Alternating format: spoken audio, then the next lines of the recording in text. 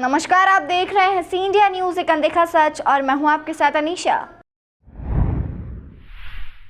देश के सबसे स्वच्छ शहर और मध्य प्रदेश की आर्थिक राजधानी कहे जाने वाले इंदौर शहर में G20 का एक और आयोजन होने जा रहा है। 19 से 21 जुलाई तक G20 समिट में श्रम और रोजगार के मिनिस्ट्रियल लेवल ग्रुप की बैठक होनी है, जिसमें विभिन्न देशों के प्रतिनिधि और मंत्री भाग लेंगे।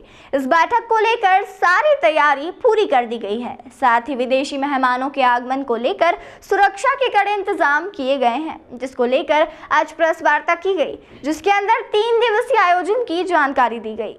दरअसल इंदौर शहर में 19 से 21 जुलाई तक G20 देशों के श्रम और रोजगार मंत्रियों की समूह बैठक होनी है। इसमें विभिन्न देशों के प्रतिनिधि और मंत्री भाग लेंगे।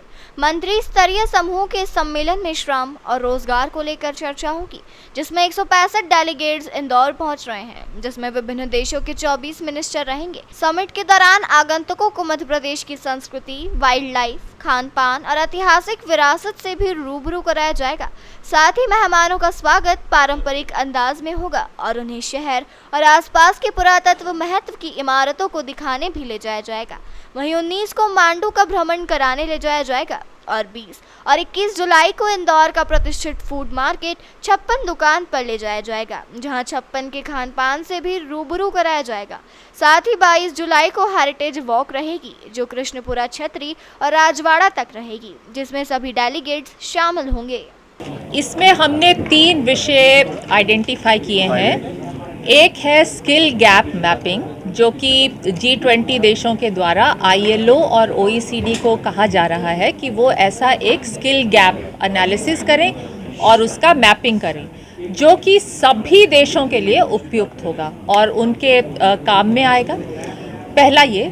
दूसरा ये है गिग एंड प्लेटफॉर्म इकोनॉमी सभी देशों में बढ़ रहा है। Gig and platform is becoming a major issue and a major job creator in all countries. लेकिन उनका लीगल स्टेटस जो है, उसकी वजह से काफ़ी सारे सोशल सिक्योरिटी बेनिफिट्स उनको नहीं दिए जा सकते हैं अलग अलग देशों में।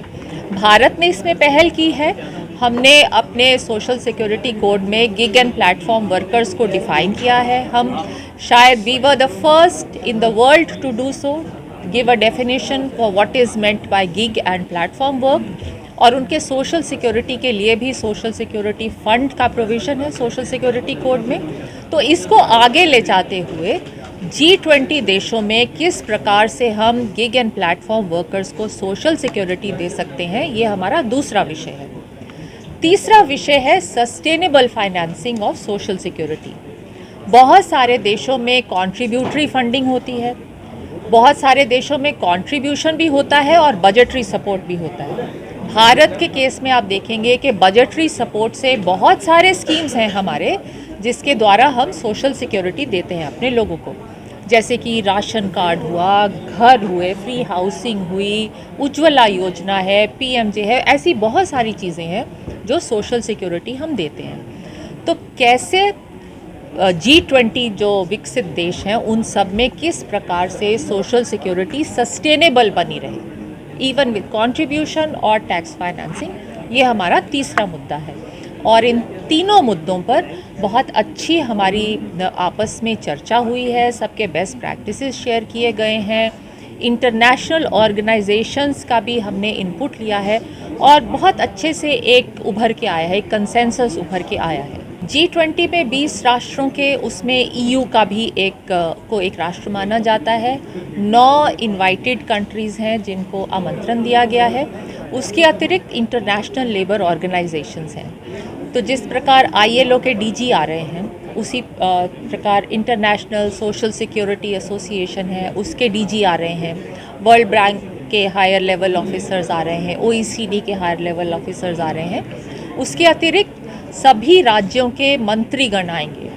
Either ministers or vice ministers will be coming from all the countries. हमारे देश के लिए हमारे मंत्री जी, माननीय मंत्री महोदय आएंगे, who will be chairing the Labour and Employment Ministers meeting. और वो आरंभ होगी एक इंट्रोडक्टरी सेशन, जिसमें कि लेबर 20 और बिजनेस 20 का जॉइंट स्टेटमेंट पढ़ा जाएगा। इंटरनेशनल ऑर्गेनाइजेशन ऑफ एम्प्लॉयर्स के भी वहाँ रिप्रेजेंटेटिव रहेंगे और एक कल्चरल प्रोग्राम होगा और अगले दिन हमारा सब्सटैंटिव सेशन यहीं पे होगा 21 तारीख को।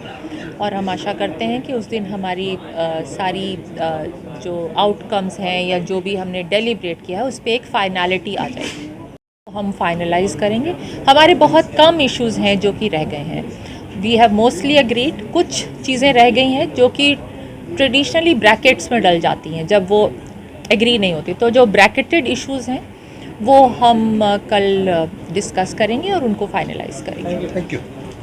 तमाम खबरों के लिए जुड़े रहिए हमारे साथ और देखते रहिए सी इंडिया न्यूज़, एक अनदेखा सच।